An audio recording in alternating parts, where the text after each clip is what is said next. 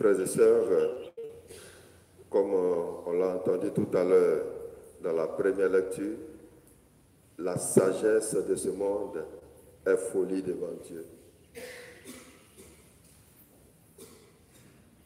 Effectivement, comment comprendre que des pêcheurs redoutables qui ont appris la pêche depuis leur jeune enfance, ils ont vieilli là-dedans, ils sont allés à la pêche durant toute la nuit, ils n'ont rien pris, même pas un petit poisson. C'est à ces hommes-là que Jésus va dire, allez au large, jetez le filet. Donc la réponse de Pierre est compréhensible. Maître, nous avons pêché toute la nuit, on n'a rien pris. Et quand Pierre le dit, il est sincère. Parce que puisque lui connaît les rouages de la pêche. C'est un doyen, c'est un ancien, il connaît. Alors donc, frères et sœurs, cela doit pouvoir nous interpeller. Ce n'est pas parce que on est intelligent, on est allé à l'école pour parler comme les Ivoiriens, on est allé à l'école, on n'est pas allé près de l'école, on est allé à l'école, que ça veut dire qu'on est capable d'être celui-là qui annonce la bonne nouvelle. Et puis ça va prendre. Je ne sais pas si on me comprend. On peut s'asseoir, faire nos calculs, on peut s'asseoir, définir les choses, on peut même être un orateur excellent. Mais pour Dieu, ça ne suffit pas pour avoir. Donc, ce ne sont pas nos capacités humaines qui vont faire que nous serons de véritables évangélisateurs du peuple de Dieu.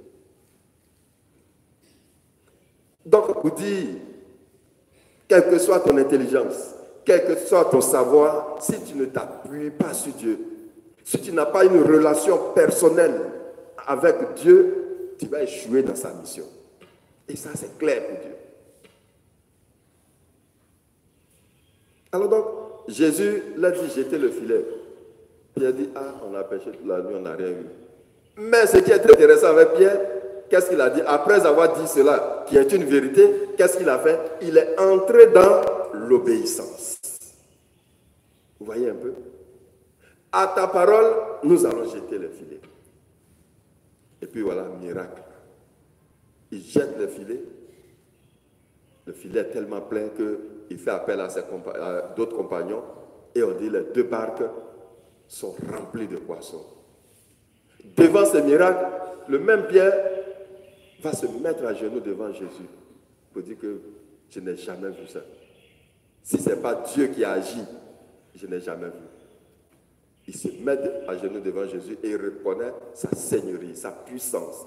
Il reconnaît qu'il vient de Dieu. Et donc, il lui voue adoration, pratiquement. Et c'est pour cela que je reviens encore là-dessus. Si on n'a pas une relation personnelle et forte avec celui qui nous envoie et qu'on conçut son intelligence seul, on va échouer. Et voilà, Jésus dit, calme-toi. Désormais, ce n'est plus du poisson même que tu vas pêcher. Tu vas pêcher des hommes pour moi.